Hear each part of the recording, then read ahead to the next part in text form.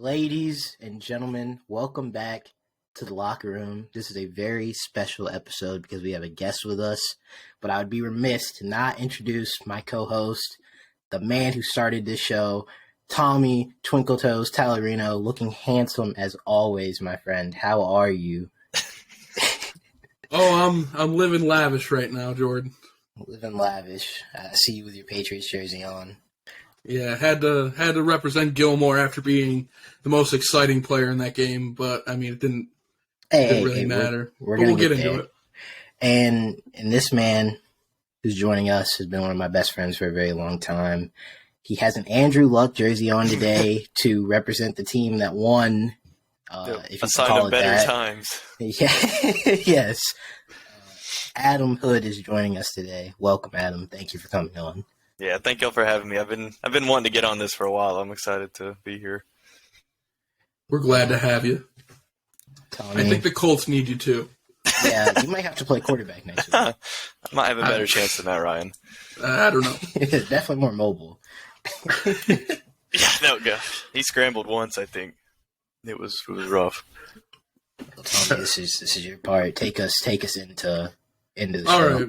Well, we'll sadly go over this pathetic Thursday night football game that resulted in 7 field goals?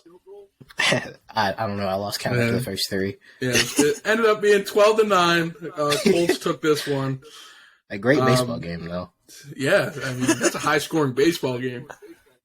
We'll start out with Matt Ryan. I mean, 26 for 41, 251 yards, 2 interceptions, 2 fumbles, sacked 6 times. Does not look anything like he has in Atlanta.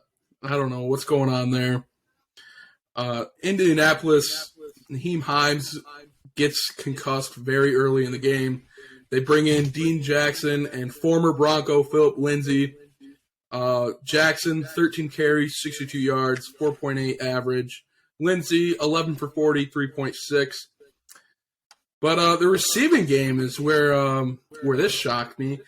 Michael Pittman got out-targeted by Alec Pierce. Alex Pierce caught 8 for 81 with 9 targets. Michael Pittman, 5 for 59 on 8 targets. I don't know what's going on there. I don't like it. I get that they're facing Denver, which is a stingy secondary. But this is a game where Michael Pittman, I feel like, should have had a little bit more catches than Alec Pierce. You know, Jonathan Taylor was out, and I thought they were going to have to throw the ball. And I guess Matt Ryan can't do that anymore. And the balls that Alec Pierce was catching were not catchable targets by any means. There should have been 3 interceptions thrown to him, and he just Megatroned them. Meanwhile, Michael Pittman was just dumbfounded at how bad his quarterback was and how bad the rest of the team was playing. I mean, you're not wrong. I mean, it was a pathetic offensive. I mean, both offenses were awful. Yeah. Matt Ryan did not help Michael Pittman in this game whatsoever. Adam, what were you thinking when you were watching this? Well, it was reminding me, so I recently looked up a stat on the most punts in a college football game ever because I was at Missouri-Auburn, and they punted 15 times. And I was getting flashbacks of that just sitting there watching this game. These punters were trying to set records. That's all it looked like. Deion Jackson for the Colts didn't actually look bad filling in for Jonathan Taylor, even though they went into a committee. And then the Broncos running game is still about the same. Now worse without Javonte, but man, R.I.P. Rest in peace. R.I.P. the King. King. That's a soft spot over here, I know. Jordan, it's all right. It's gonna be okay. It's never gonna be okay. I'll never forgive Max Crosby for what he's done. We'll talk about some of the cooking that Russ did last night. He burned down the whole kitchen. It looked like. Tommy, wait. He was cooking up his favorite dish. He was cooking up that NyQuil chicken. He was trying to put everyone to sleep. Man, if I wasn't filming the TV show, that would have put me to sleep. I guarantee that. 21 for 39, 274 yards, 2 interceptions, 7 yards per throw on average. Nothing like we've seen in Seattle except out of the last season there. I don't know what's going on with him, but, I mean, it's looking like they overpaid big time for one of the best game managers probably now. Melvin Gordon, solid game.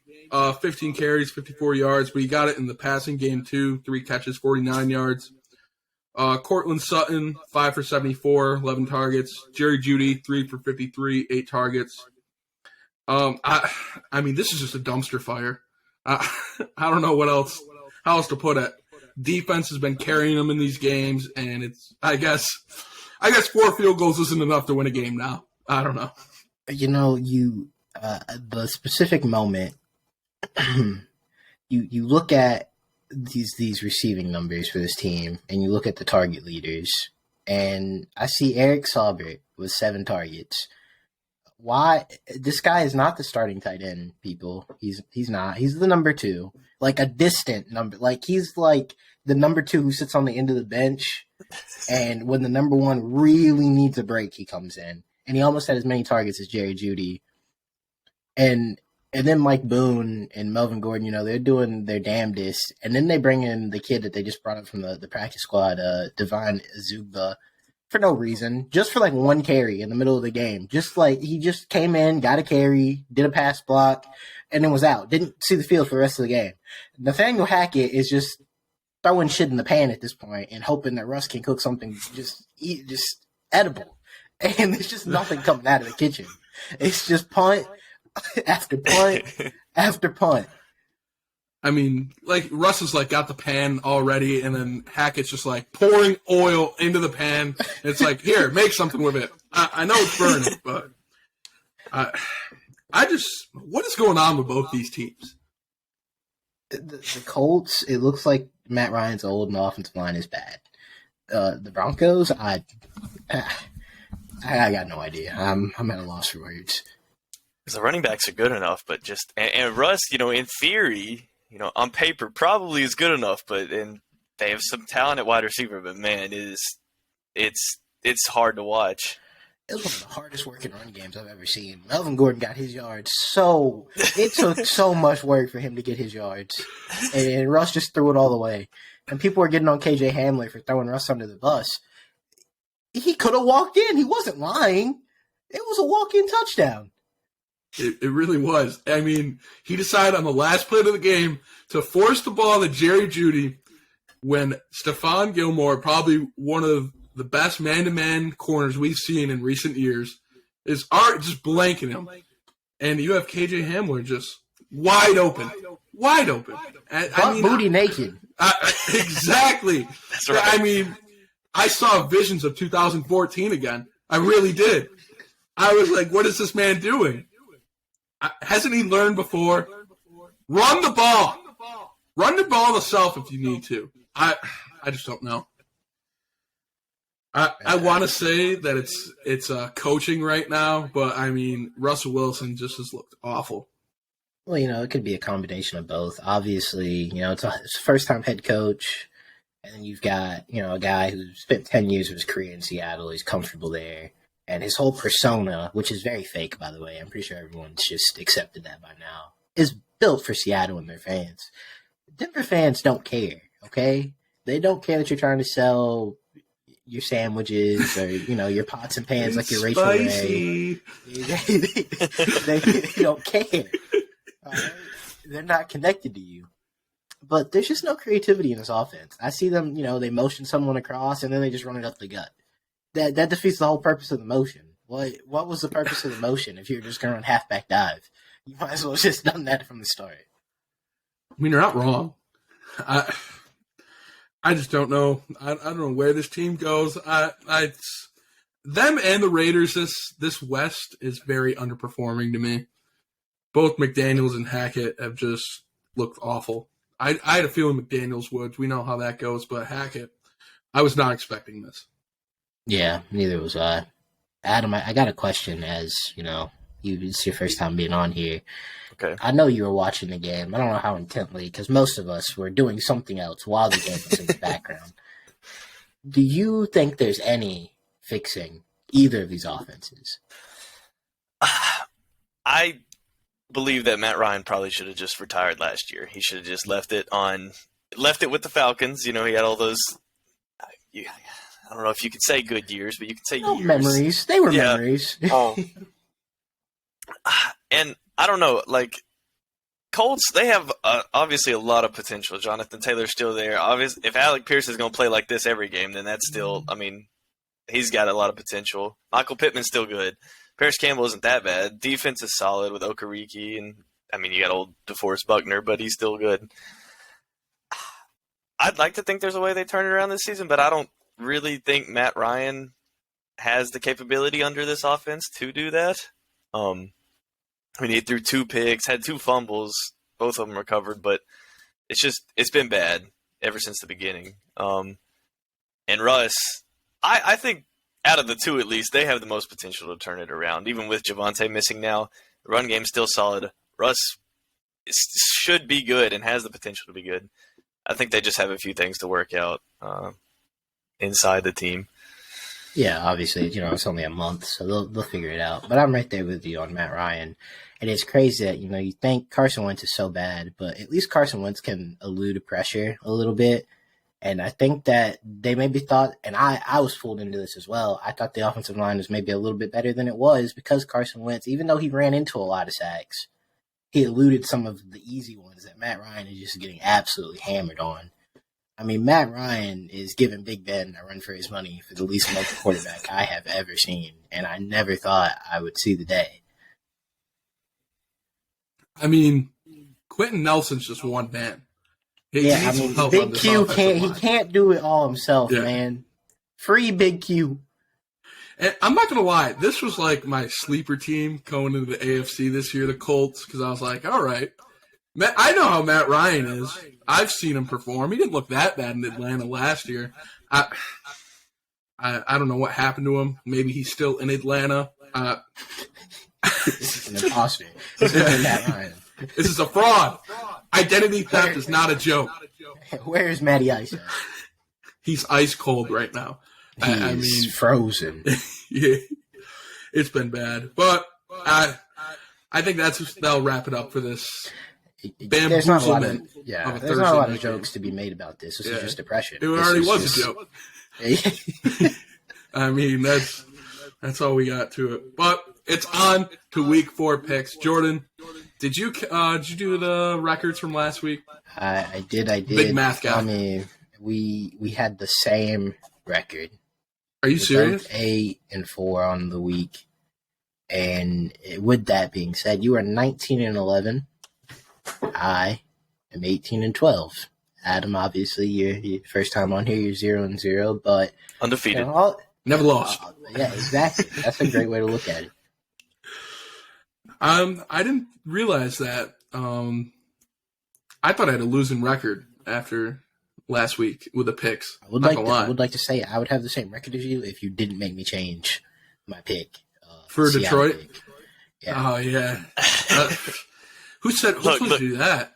You didn't deserve that, okay? You didn't deserve that. Detroit played well enough. I wouldn't listen to me. I'm gonna be honest. I don't even listen to some of the stuff that I say sometimes. But we'll move on to we'll go to the London game first. We'll get that out of the way. The New York Giants versus the Green Bay Packers. Hey, shout out to all my I don't have any London listeners. I'm not even going to cap myself. Shout out to all the people in London, though. This game is an 8:30 start at Central Time. The first time in the history of the NFL international games, both teams have a winning record. Yes, wow. The Giants have a winning record. I think this is clear, cut, and dry. The only way the Giants will stay in this game is if Saquon Barkley carries them. Now, that is how they do have 3 wins. Him and Graham Gano are the only 2 good players on the team. So, and that is Green Bay's weakness is the run game. But I'll take the Packers. Adam, who you got? I have to go Packers, too. I'm with Jordan. Saquon's the only chance the Giants have, but I think Aaron Rodgers is going to come out and just sling that thing, man. The Packers, they're going to come out hot. At 8:30 a.m., I don't know what time that is in the UK. Probably still middle of the day. What are they, 6 hours ahead? Something like that. But no, I'm going Packers. I think we're going to see Rodgers play a little bit better than last week. I think he's got a little bit of a chip on his shoulder after that one. But like you said, Saquon's just been carrying this team so far. 84 carries, 463 yards, 2 tutties on the ground.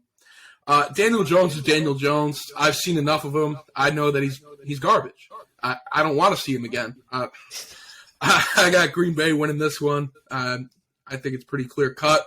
Unless I think we might get Super Saiyan Aaron Rodgers. They believe in alternative medicine over in London. So we might, there's, I'm just saying. He's gonna be seeing three. He's seeing 3 wide receivers. It's gonna be his breakout game in more ways than one. He's gonna be seeing visions on the field. We'll head back though to the States. Pittsburgh versus Buffalo. Adam, you can take this away. You are our residential Steelers fan. Please hype me up on Kenny Pickett right now. I can do that. All right. This man's gonna come out. I think this is gonna be a great game for Kenny Pickett. I think he's gonna come out. He's gonna show a lot of people. He's gonna beat expectations. But it's also the Bills, and yes, they are they coming off a loss? Was that last week? No, they ended up winning it against Baltimore. Okay, it was the week before then. But I don't know. The Steelers' defense, especially against the run, and pass rush has looked a shadow of itself since losing T.J. Watt in Week 1. Haven't been able to get any pressures, anything. So even as good as I think Kenny Pickett is going to do, I think Bills are going to pull away with this one. Devin Singletary even might pull away, as I like to call him, Devin Singletary. I think he's got a good chance to do well against this D-line. But I don't know. I think it'll be a pretty high-scoring game, but I'm going Bills. Blowout Bills. Oh, man. Wow. I do want to say Kenny Pickett didn't throw an incompletion last week. That's what I'm saying. 10 for 13, 3 interceptions. None of the balls hit the ground. And he gave his receivers a chance, man. That's right. He gets a full week of practice. He gets, in the first team, and he gets to be in the QB room, and they're looking at his film and what he can do. So obviously, I think he can have an okay game. And the last quarterback to beat a number 1 defense was Big Ben in their rookie start, their first rookie start. So, it's the prophecy. But Kenny Pickett is not Ben Roethlisberger. So I will take the Bills. He hasn't committed any crimes yet. Okay, all right. He's not wrong. He's not wrong. I hope he's not Ben Roethlisberger because he's going to need to be mobile this week. Von Miller's coming after him, but I think Bills are going to win this one. Josh Allen on the year has leading the team in passing yards and rushing yards. I don't think this keeps up. This is going to take a toll on him. I just don't know what week yet. Stephon Diggs is him. He is him. 31 catches, 406 yards, 4 touchdowns on the year. And for Pittsburgh, the only really offensive stats I have for him, since the receivers aren't doing too much, is Najee, 58 carries, 202 yards, and 1 touchdown. I'm hoping he gets going with Pickett in the game now. I think he will. They started moving the ball when Pickett came in. So hopefully, maybe it's a better game than I think. But him being a rookie and this is his first game, this is a tough ask.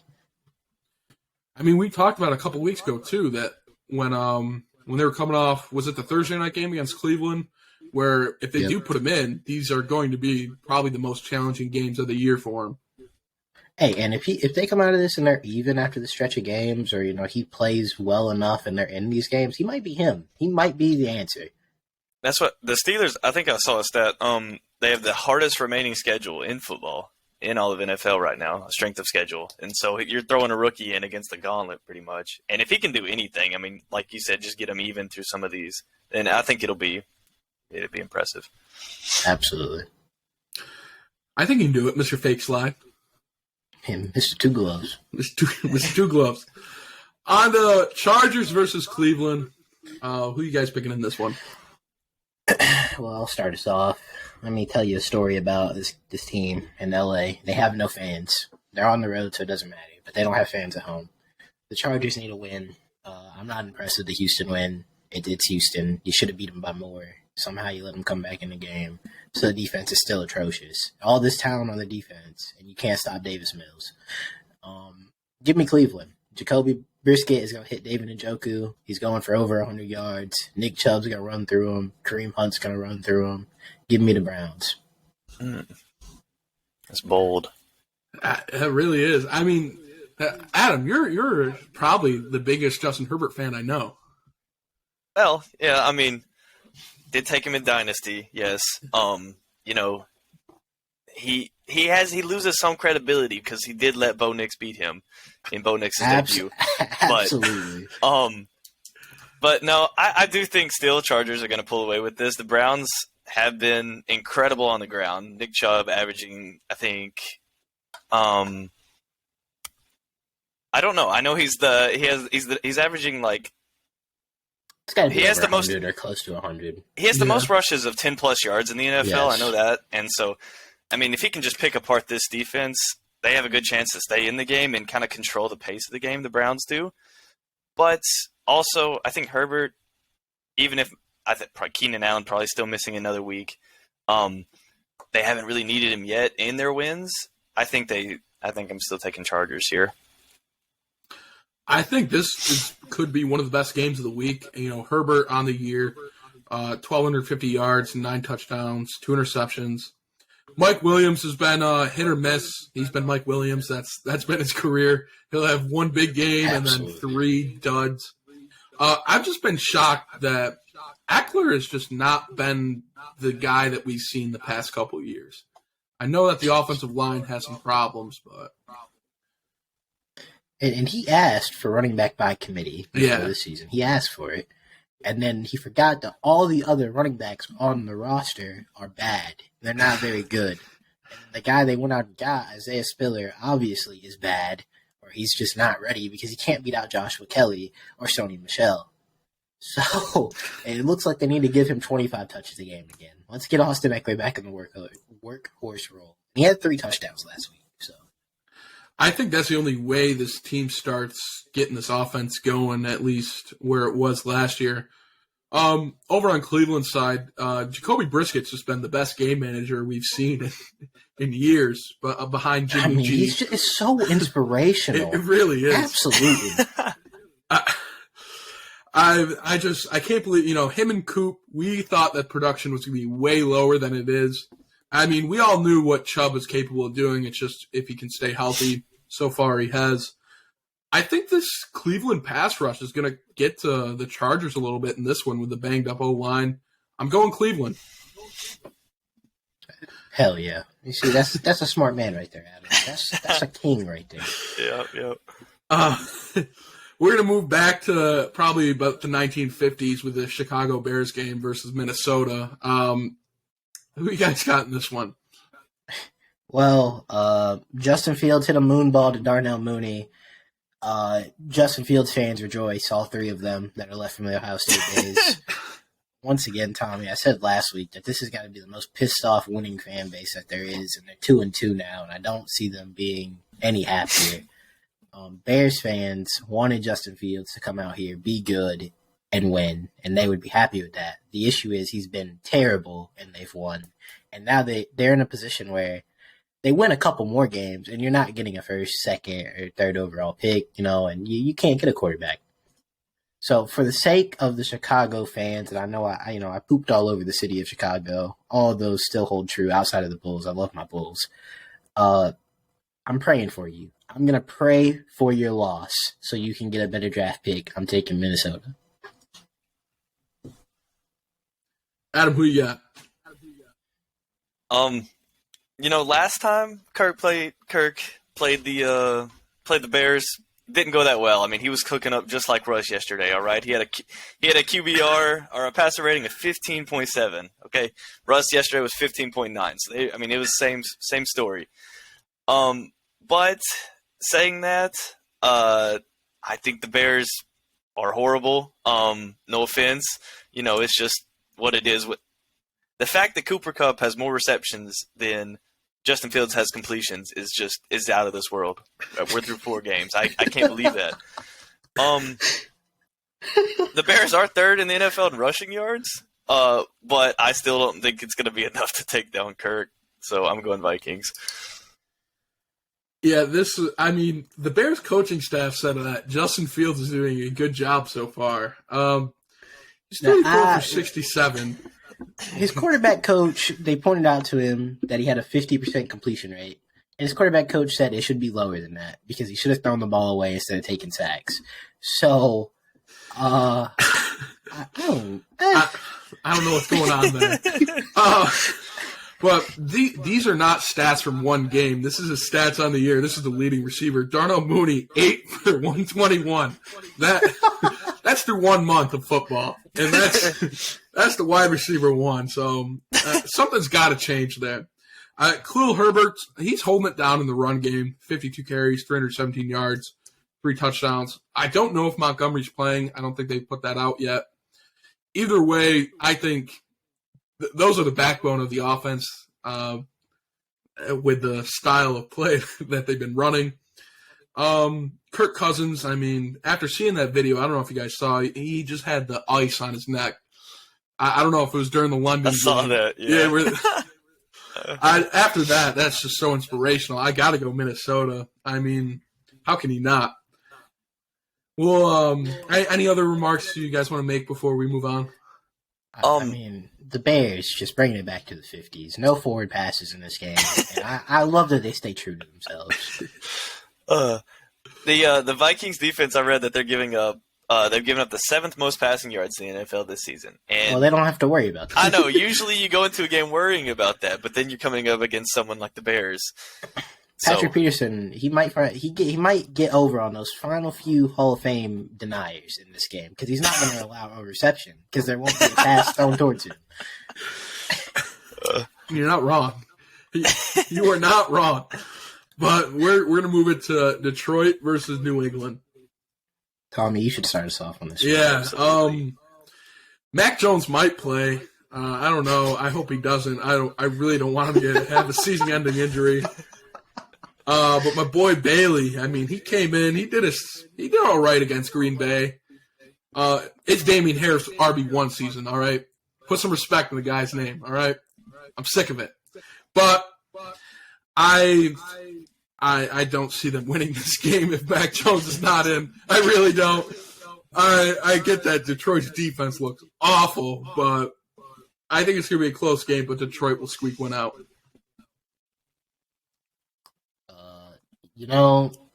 Detroit is they're what everyone wants. If you're not a fan of the Lions, if I'm going to watch a team that I'm not a fan of, I want to see a lot of offense, and they give me that.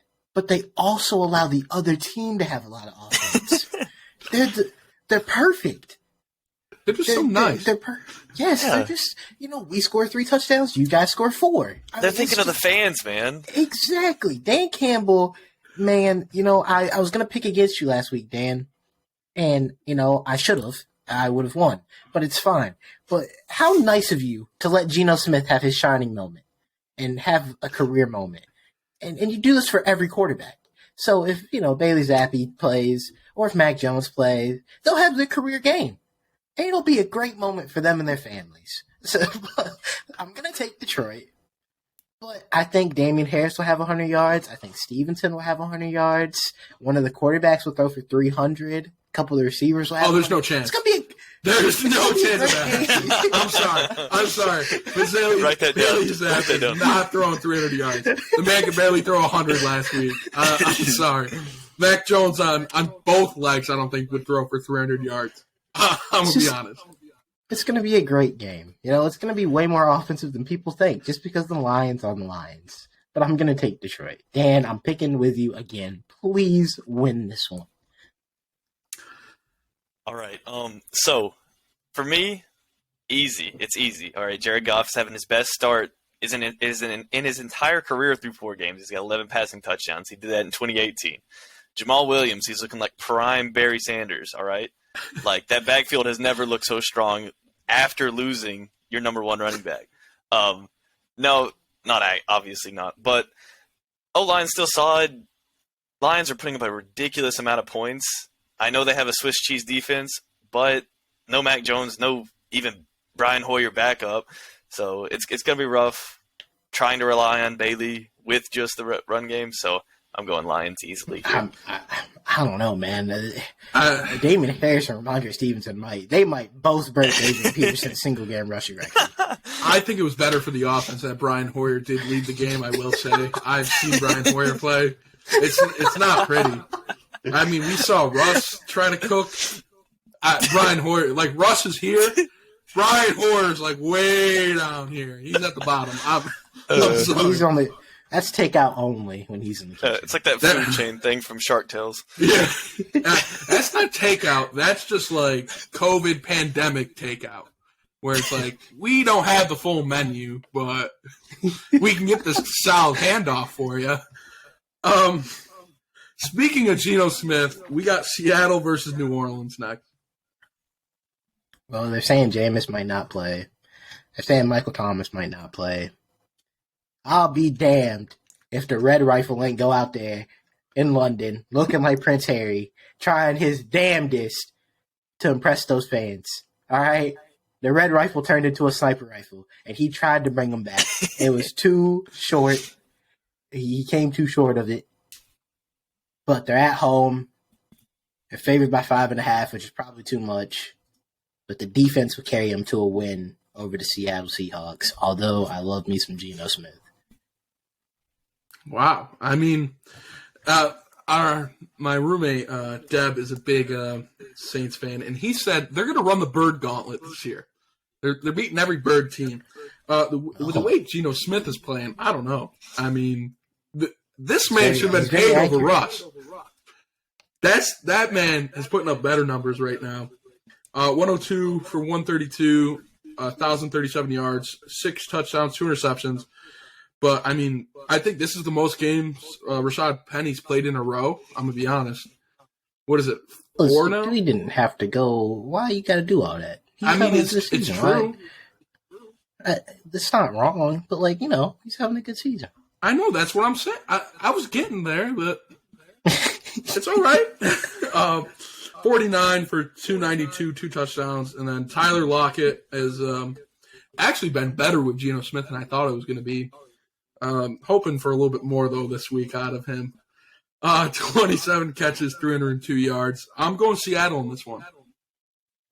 All right. I'm also going to take Seattle here, and I just think that, the Saints, with crab legs even, like, healthy and Michael Thomas, I still don't think they were good enough to take this game. They do have Kamara back, which helps a lot, but Geno Smith he's setting records. He's got 77.3 completion percentage, which is the highest of any QB through a team's first 4 games in history. Like, this, he's generational, I'm saying, okay? They need to pay him what Russ is getting, more. But no, I'm just going to take Seattle here. I think this game could have the potential to be a bit of a snooze fest, but we'll see. Great job by the front office. Russ is 33, Geno's 31. They got younger. They got more athletic. They acquired 2 firsts and 2 seconds in the 5th. And Drew Lock, who, he can rap really good. He's a really good lip singer. Shelby Harris, who's a leader. And Noah Fant, who, in theory should be a good tight end. He looks good out there. What a great job by the Seattle front office and Pete Carroll to get Geno Smith for pennies on what they'd have to pay Russell Wilson. This is the Geno Smith that Rex Ryan wanted in New York. Push the Jets. They ruin everybody. Well, we got the Jets versus Dolphins next. Well, this game right here, boy. Ooh, let me tell you something about this game. You want to see some game managers go at it. You want to see a duel of the 180-yard quarterbacks. We've got Teddy, 2 gloves. Teddy Roosevelt will be throwing to Tyreek Hill, 5-yard outs, 5-yard ins. Jalen Waddle, the same thing. Not hitting Mike Gesicki for anything and handing the ball off. That's the offense. And on the other side, you've got Zach Wilson. He's going to be carrying his offense. Handing the ball off to Breece Hall. Handing the ball off to Michael Carter. Maybe hitting the play action to Elijah Moore. It won't be much. Neither of these quarterbacks are going to do a whole lot. There's going to be a lot of handoffs. But with that said, this is a trap game for the Dolphins. They're favored. They're going into MetLife, also known as ACL hell. Give me the Jets, Jets. Let's go. No, I think honestly, I think I'm with you there. I don't think this Dolphins team is actually losing that much, dropping to Teddy 2 gloves. You know, the weapons are just too good. I think Tyreek probably goes for 2 touchdowns this week himself. But I've got to go Jets here too. There's no real reason. I know they're tied for 4th with 25 explosive pass plays, which is a good thing because I know Miami's got a banged up secondary, but I'm just going Jets here. Zach Wilson he's gonna show up, show out. You talked about Teddy 2 gloves throwing 5-yard ins and out. We said last week he aired that thing out. He did. We might see that. Probably not ever again. I thought Zach Wilson looked decent last week. We've seen way worse games out of him before. I think he knocked a little bit of the rust off. 252 yards, 1 touchdown, 2 interceptions. I think this, like you said, could be a trap game for Miami. I'm also going Jets. There's that MetLife turf. It's just on another level. It's just different, man. Also, you got Robert Saleh versus Mike McDaniels. You know, it's going to be, Shanahan's sons, right there. And there's an offensive guy versus defensive guy. There's going to be some heated conversations on the sidelines. Now, are you rooting for one coach over the other, or are you just sitting back rooting for both of them? Well, our run game was looking really bad. And I thought Mike McDaniels leaving was going to, but then Kyle Shanahan found Debo again. So that, all those sins are forgiven. And I missed Robert Saleh a lot, but DeMeco Ryans, he's that guy. And he's probably a better defensive coordinator than Robert Saleh was. So, I love both of these guys. So I'm rooting for both of them. But no, I don't favor one or the other. Good. I'm glad to hear. We'll move on to Atlanta versus Tampa Bay. Buccaneers. Anything else? Or? I don't know if I have any analysis for this either. Okay. Adam, you got Buccaneers in this one as well? Yeah, I got Buccaneers. Okay. Well, I guess I got to read off some stats for this one. I'll start with Atlanta. Marcus Mariota has looked like Marcus Mariota. 779 yards, 3 touchdowns, 4 picks. Drake London has looked solid, though, I will say. 18 catches, 231 yards, 2 touchdowns. Kyle Pitts is actually not in this game. You might have thought that the past couple weeks, but he's actually out in this one. It's Atlanta fans, you're not going to be able to tell the difference. It doesn't matter. You won't miss him, I promise. I don't know what to tell you. He's been missing basically the whole season. Tampa Bay. Did something happen this week with Tom? Well, Tommy, I know we haven't had this discussion. Sometimes parents fight, okay? Yeah. And Robert Kraft, he had Bill Belichick and Tom, and they split. That's called a divorce. Yes. And Tom Brady, it's not a football divorce this time. Okay. Real divorce. All right. Yeah. Well, I mean, I'm 6 touchdowns, maybe. 5. I'll give him 5. He might come out pissed. You don't have to worry about them kids anymore. I mean, Mike Evans might turn into Randy Moss this week. I don't know. Tampa Bay by 1 million? Yeah. Yeah, the spread's only 9.5. Oh, whoa, that's way too low. I want the college football spreads. I want an Alabama spread on this game. Minus 50 off the bat. It's in Tampa. It's supposed to be 81 and sunny. Tom's coming off a tough week. He'll have some mimosas before the game, and he's gonna rip some passes, and get the stress out. He's gonna get a little avocado tequila in him. I mean, everything will be fine. It'll be all right, man. That's all. Tennessee versus Washington. This is my declaration. I don't know if you have a different one. This is my America loses game of the week. boy, howdy, do we have something special for you here. Carson Wentz looked good the first 2 games, and then he turned into Carson Wentz again. They did face a lot of pressure, and the Titans don't get a whole lot without Harold Landry, so that's good. Maybe he has a better game. On the other end, Todd Downing continues to be an enigma who can't seem to figure out who to throw the ball to. He can't design plays for Robert Woods. He can't design plays for anyone but Jeff Slam, apparently. Derrick Henry should have an okay game. He looks like he's getting back into it, but I don't know what to expect out of this Titans offense. Do they come out here and play a competent game, or do they look like they usually do recently? So I don't know. I'm gonna take the Titans, I think, but it's not a confident pick. I'm taking them because I like them. Adam, who you got? Now I need to apologize to our good friend Tanner before I make this pick, but I think I'm gonna go Commanders here. Tannehill. I mean, you still got Dirk, but Tannehill's without Treylon Burks, and past him, there might be 2 receivers that I can name in that depth chart. And I may not be an avid Titans fan, but still. Commanders, they got Curtis Samuel. Carson Wentz been airing that ball out.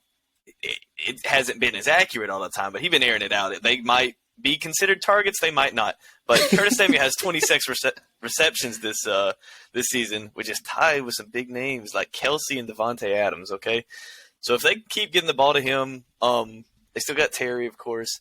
I think the Commanders have a good chance here to even whoop up on the Titans. I looked at this game and I was like, this is mid versus mid at best. I didn't know how else to describe it. I mean, Tannehill has somewhat looked like himself again after a horrible week 2.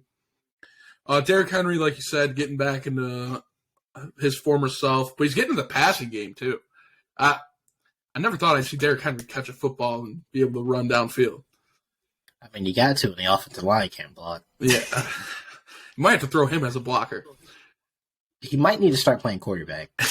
We've seen him throw touchdowns before. Yeah, that's what I'm saying. It's possible. He probably has a better QBR in this game than Carson Wentz. I will say that. Carson Wentz he's returned to his normal self. It's the Carson Wentz we know now. He is due for a comeback game, though, a bounce back. It could. Jahan Dotson's out in this one, though. Curtis Samuel, I think, could have a really big game. I always say that Terry McLaurin will have a big game, and I don't know. Always wrong. I'm always wrong. I love the guy. At least you might see a little De'Ami Brown sneaking up through the cracks. Yeah, make an appearance this game. Curtis Samuel just got cleared as healthy. Just got the notification, so they will be fine. He'll be good to go this week. I had a feeling they just had illness, but yeah, Commanders. Man's got the flu. I mean, Gibson has just been nothing. He's been non-existent. I think we know why he lost his job in preseason. I think it's pretty apparent. Give me Tennessee. You know what? I'm going to change my pick because I think the Titans' corners just aren't good enough, and I do think with the lack of pressure they've been getting, Carson Wentz can have a decent game. So give me the Commanders. I think there'll be about 10 viewers on this game out of all the. I will say. Probably. Oh, I mean, but this game might not be too far behind. Houston versus Jacksonville. Dougie P gets his first easy game of the season. This is a very simple game plan, Dougie. Listen to me. Listen to me. I'm your defensive coordinator. Stack the box. Stop Dameon Pierce. All right. Jacksonville. Adam, who you got?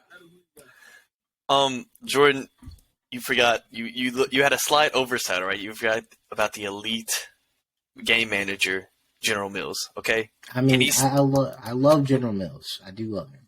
No, and he's still got one of the most consistent some would say, wide receivers in the NFL with Brandon Cooks. After, and like this, he's got a chance to have his best game of the season.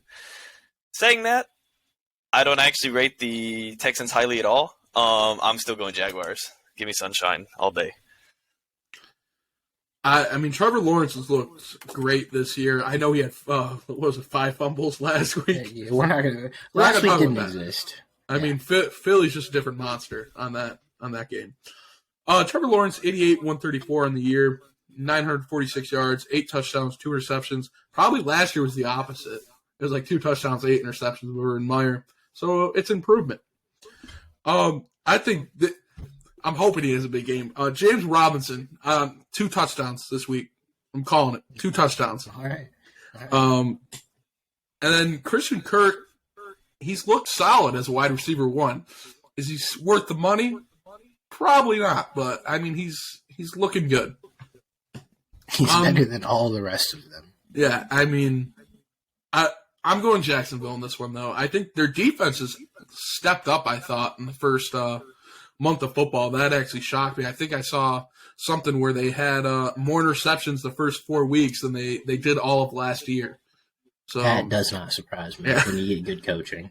Give me Jacksonville. Jordan, I'll have you take this one away. The San Francisco 49ers versus Carolina Panthers. They shouldn't have this one on TV. I can't say the word, but it's not gonna be pretty for Carolina. I almost made this my America Losers game of the week because it's going to be boring. The 49ers aren't going to do a whole lot other than Jimmy Garoppolo throw screen passes and hand the ball off to Deebo Samuel and whichever running back comes into the game healthy. Nick Bosa is going to destroy Baker Mayfield. His spirit, his soul, his body. This defense is ridiculous. They're getting pieces back. They're the best defense in the NFC. Carolina's not going to have a chance in this game unless Christian McCaffrey turns into a god. And I don't see that happening with Fred Warner. So give me the 49ers. By how much? At least 2 touchdowns. At Okay. least. All right, Adam. I think I'm gonna have to follow you on that one and go 49ers. I think Nick Bosa is just gonna terrorize Baker like he's done before. He's gonna bring back the flag plant. Yes, at least at the 2 end of of them. the game. No, Panthers haven't had much of anything going for them. Obviously, they have McCaffrey. That's the one bright spot.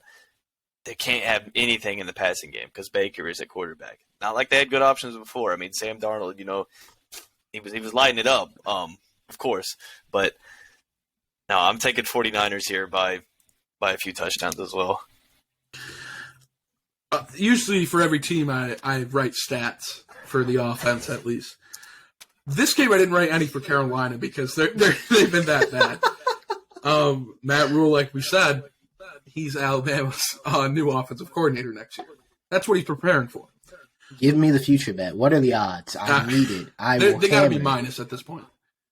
Yeah, I mean, listen, it makes too much sense. Bill O'Brien's rehabilitated his image. He's ready to blow up another franchise. He's going to trade Christian McCaffrey for a 4th rounder. It seems perfect. Just a 1-for-1 swap. Jimmy G's came in, had Jimmy G season so far. Debo kind of got things on track last week. He has now became the father to Aaron Donald and Jalen Ramsey, I would say.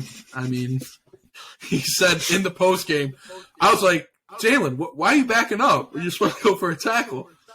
I mean, that's how that game went. Give me San Fran as well by a couple touchdowns. This could be a slaughter. They should not have this on TV. I don't think it's not on TV. It's a 4:05 game, I think. Oh, true. Yeah. Well, So- the local station should not carry this either. Well, I think this is the first 4:25 game. Dallas versus the Los Angeles Rams. Take it away. Same old sorry-ass Rams. This offensive line is horrendous. Matt Stafford. I was giving him a hard time for not finding Allen Robinson.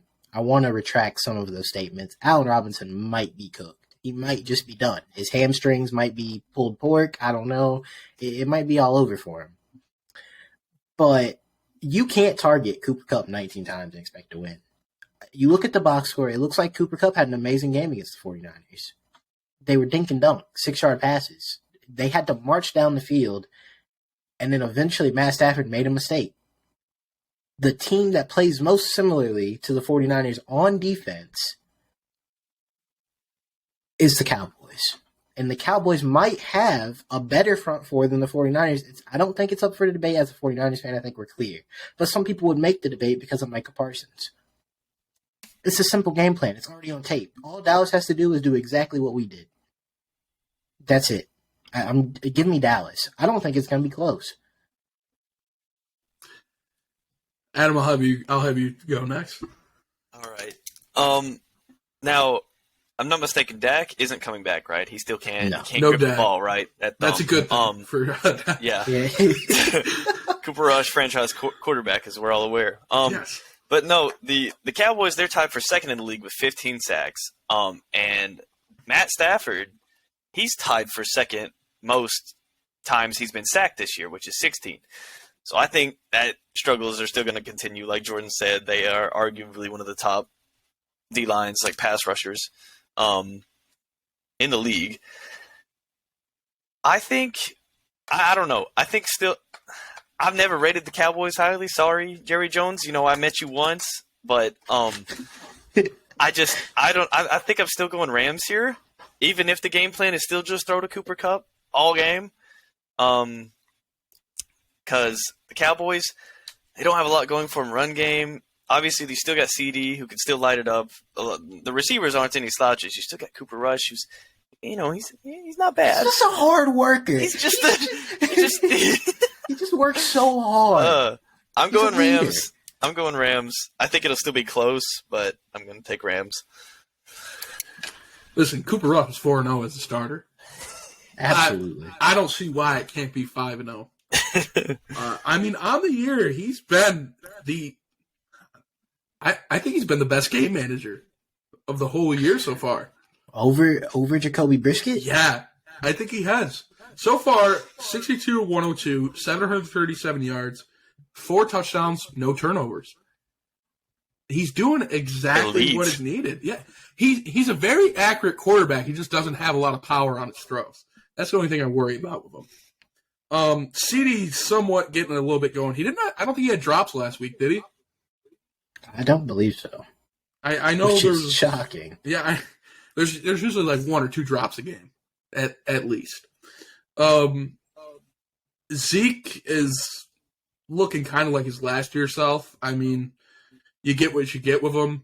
I mean, I'm not going to say he doesn't look horrible, but it's not his prime self anymore. But I think he'll probably get shut down this week. I just don't see him breaking off any big runs or getting some touchdowns in this one. But I just don't think, like we've said, the Rams' offensive line has looked awful. It would be different if it was, 1 or 2 injuries and, they just got guys coming back. It legitimately looks like they don't have a tackle that can fill Whitworth's spot, even slightly. It looks like an FCS team out there.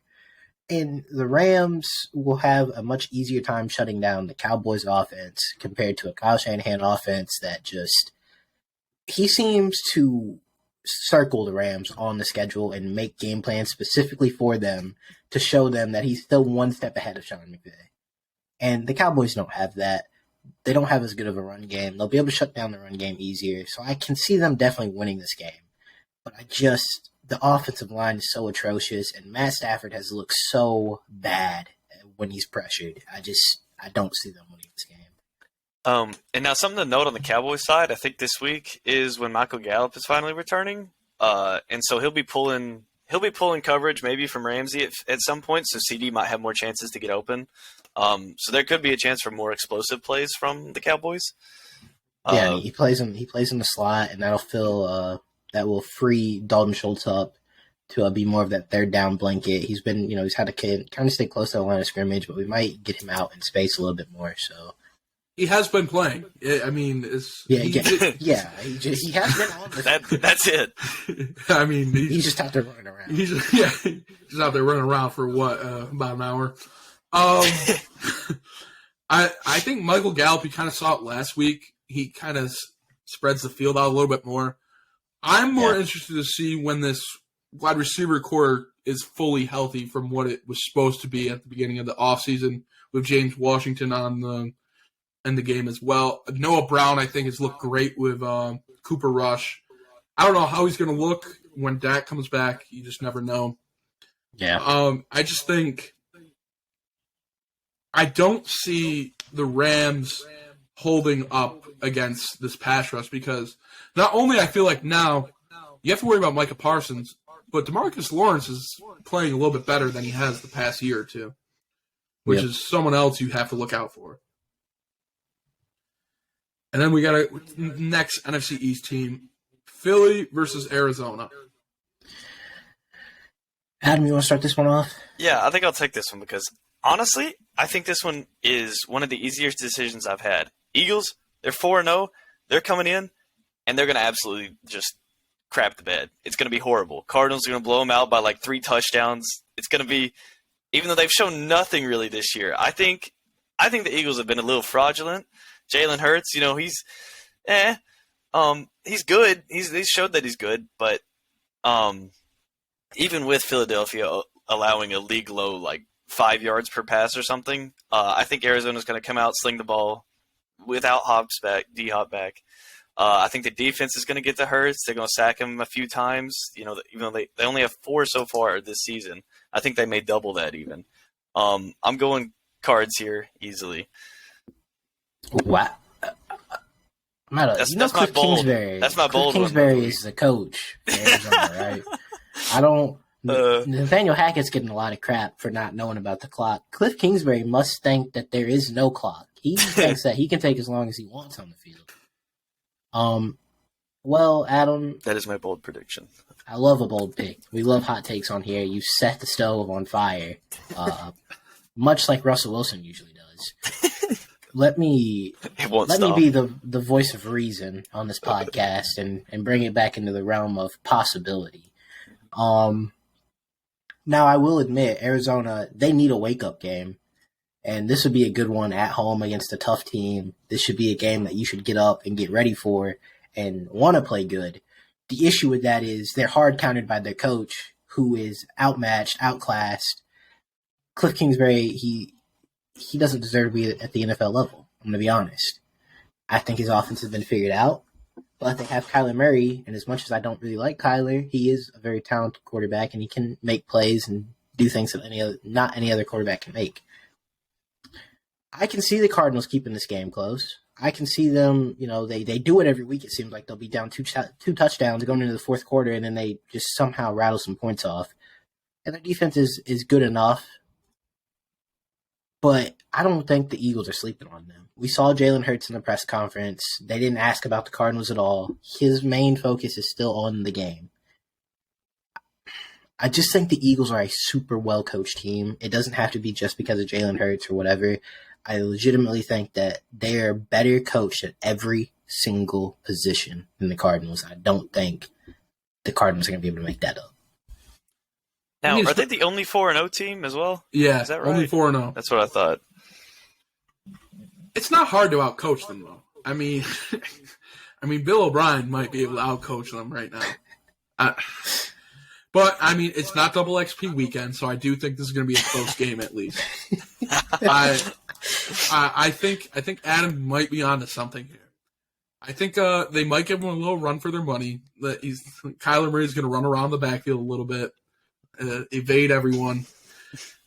But I got to go Philly just because I think I have a feeling this defense is going to make a big play right when it's needed.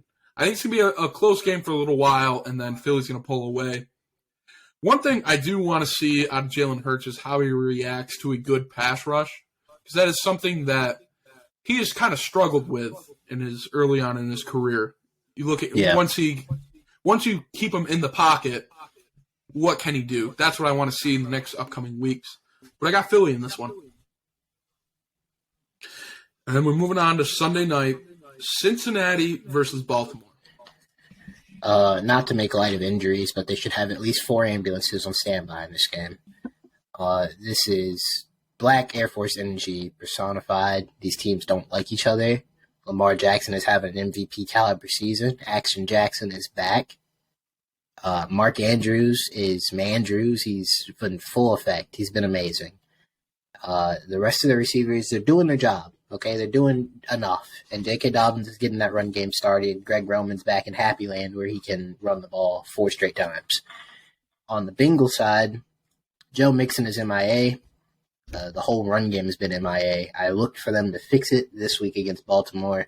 But Joe Shiesty, they're putting the offense on his back. He's finally getting back to what he was at the end of last season. They're finally letting him be the playmaker that he needs to be. And Zach Taylor is realizing, I'm not winning because of my coaching. I'm winning because Joe Burrow is my quarterback.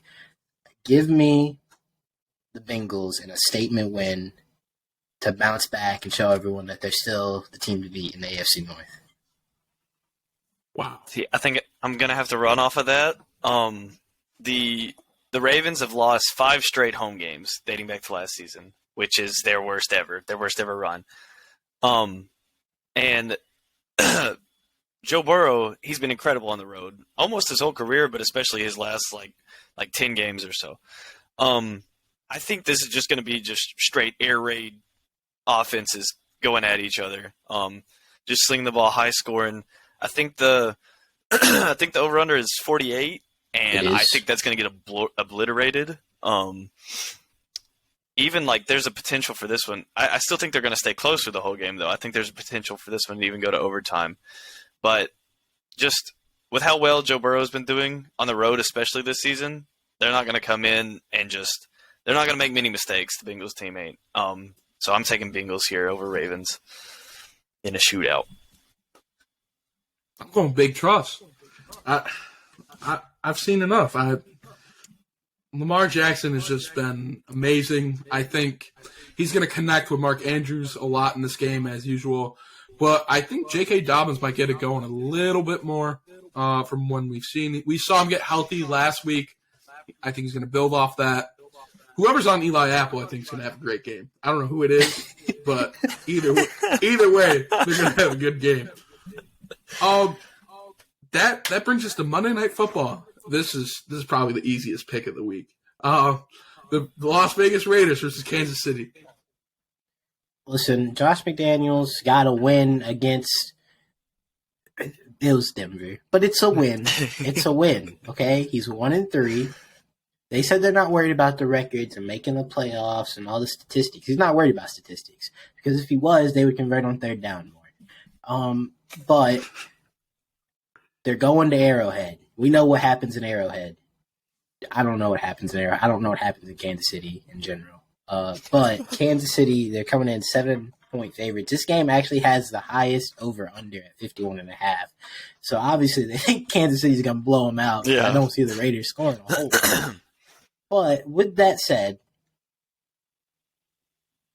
give me the Chiefs, but in a close game. I think the Raiders are going to surprise some people this week. I think they've found a formula that somewhat works.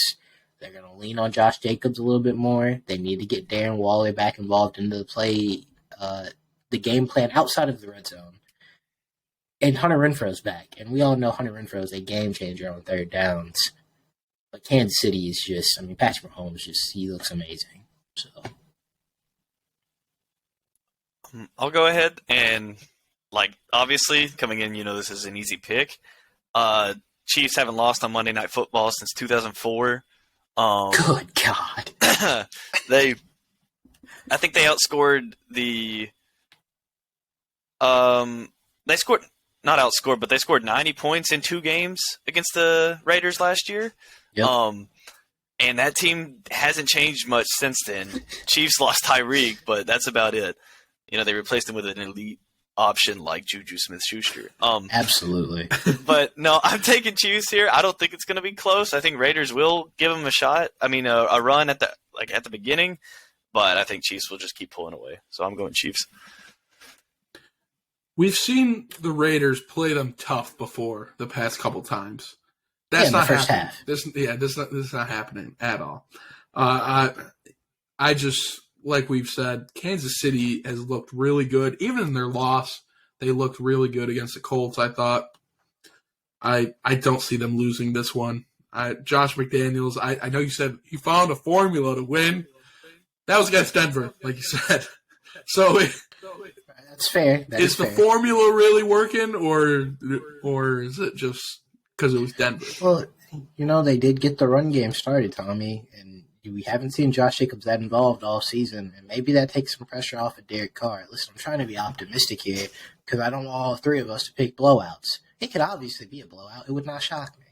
But I want to believe in the Raiders, and I want the spirit of Al Davis. Just win, baby. Just lose, but make it respectable. So you'll believe in that over Dan Campbell? I picked Dan Campbell this week. Yeah, I picked him last week when I shouldn't have. You should be picking him every week. I shouldn't. They're 1-3. You should. He needs our support. He needs a defense. He doesn't. He needs our support, okay? He needs a defense. We'll go out. Jeff Okuda, he's not cutting it. I mean, you're not wrong. You're not wrong at all. I got no answer for that one. But that is all for Week 5 games here today. Gentlemen, how you feel about your picks? Pretty good. I mean, this is a perfect. Let's see. I'm running this parlay. Like, I'm about to be rich. This is perfect. All right. What do you think the payout's going to be if that does happen? Nothing, because I'm going to put like 2 cents on it because I'm broke. Fair enough. I think that's anything you guys want to add before we sign off? Sorry, Broncos fans. Adam, thank you for coming on. It was a pleasure. Anything you want to add before we get out of here? No, not much. Thank y'all for having me so much. It's been a ton of fun. I'll definitely, if y'all have me, I'll come back for a few. One thing I'd like to add though, Kenny Pickett, he's gonna go off. They're still gonna lose that game. Breakout game though. That's it. Book it. Thank you for coming on again, Adam. We appreciated it. Like, thank you. Supports Kenny Pickett. Man, you have to. I was the same way last year. You don't support Mac Jones like that. You don't support Mac like that. Whoa. You stop that. You stop that right now. Take it back. Okay, I take it back. Yeah. You don't support Brian Hoyer like that. I don't support Brian Hoyer like that. Why would I? I'm not sure if anyone does. Yeah. Maybe his wife.